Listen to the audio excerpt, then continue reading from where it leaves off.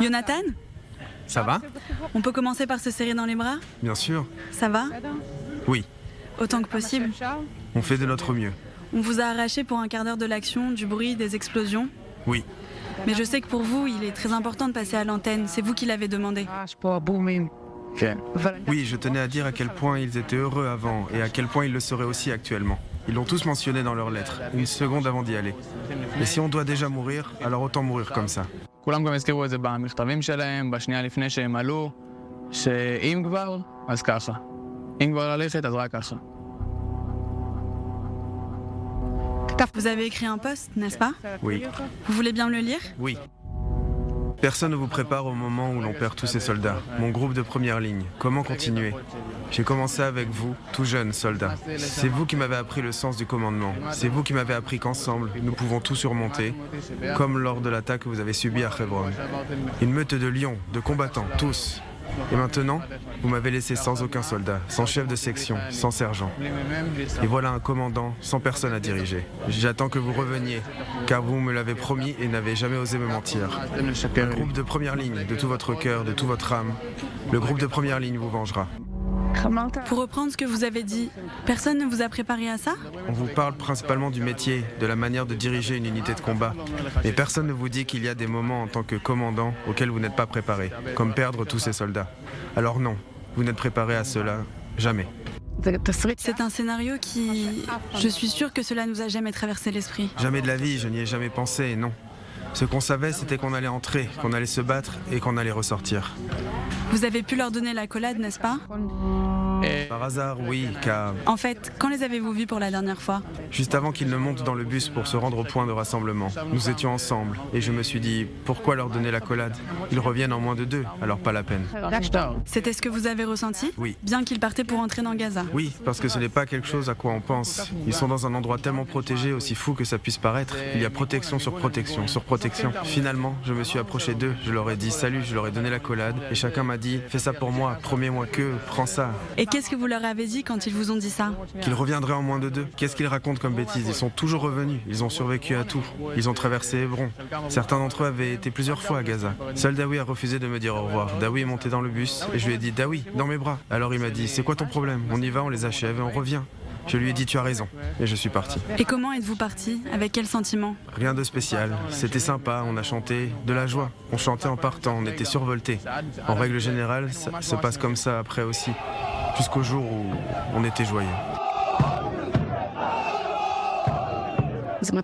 Quand avez-vous ressenti le choc? Ils m'ont envoyé à l'hôpital Barzilai à Ashkelon. Attendez, vous saviez qu'on y entrait? Vous saviez qu'ils y étaient? Vous aviez eu de leurs nouvelles? Non. Avez-vous demandé? Pas de téléphone, pas de contact, rien. Vous avez prié pour eux? Vous êtes-vous inquiété pour eux? Non, parce que je savais que tant que je n'entendrais rien, tout allait bien. Et encore un jour de plus qui s'est bien passé. Et puis le jour J est arrivé. On est venu me trouver le matin du 31 octobre et immédiatement on m'a dit il y a eu un accident très grave dans la compagnie. Vous avez posé des questions? J'ai essayé de demander. Ils m'ont dit qu'ils ne savaient pas et qu'ils ne voulaient rien dire. Et votre cœur s'emballait déjà au moment où l'on vous a dit qu'il s'agissait de quelque chose de sérieux? Mon cœur le savait déjà. J'ai senti mon cœur s'arrêter de battre 11 fois. Ils sont venus vous voir, ils vous ont dit allez vite à l'hôpital, il s'est passé quelque chose. Tout juste. Et vous avez réalisé tout d'un coup que quelque chose était arrivé à vos hommes? Oui, mon intuition me le disait. Mon intuition me disait que c'était mon blindé. Mon intuition m'a dit alors t'es où? Pourquoi tu n'es pas parti avec eux? Aviez-vous déjà imaginé quelque chose de si terrible? Non, je n'ai jamais pensé à quelque chose de si grave. Je me disais peut-être un ou deux, j'entendais qu'il y avait eu des blessés, des morts, mais jamais la disparition d'un groupe entier qui a disparu de ma vie.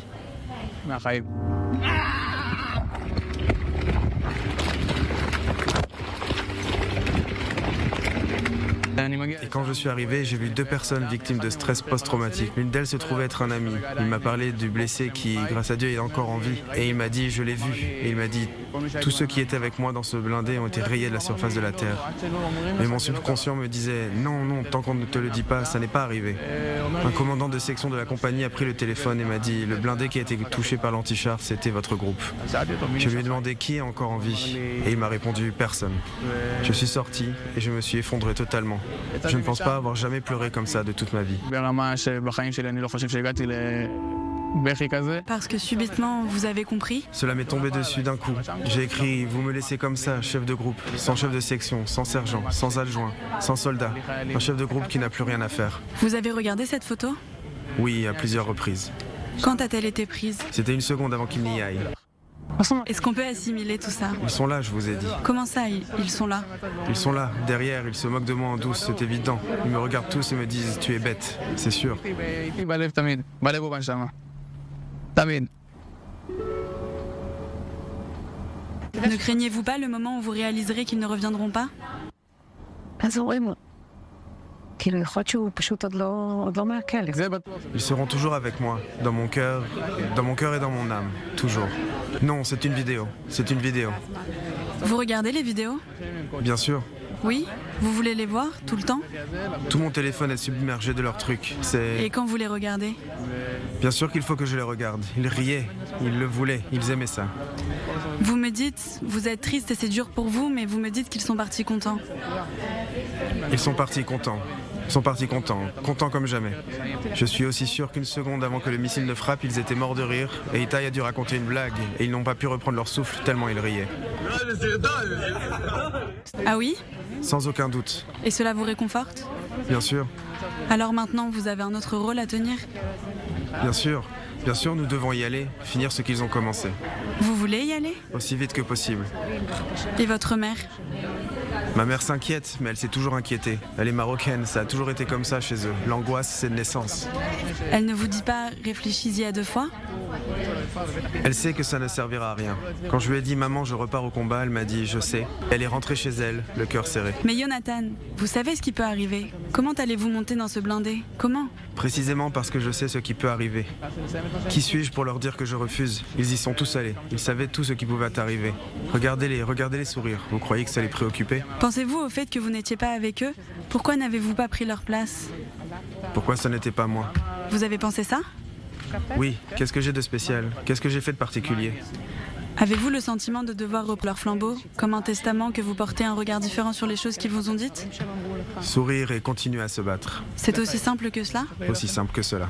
Est-ce qu'ils vont vous y envoyer ou vous dire attention? Je l'espère, parce que si ce n'est pas le cas, ils auront un gros problème. Vous n'allez pas renoncer? Non, jamais.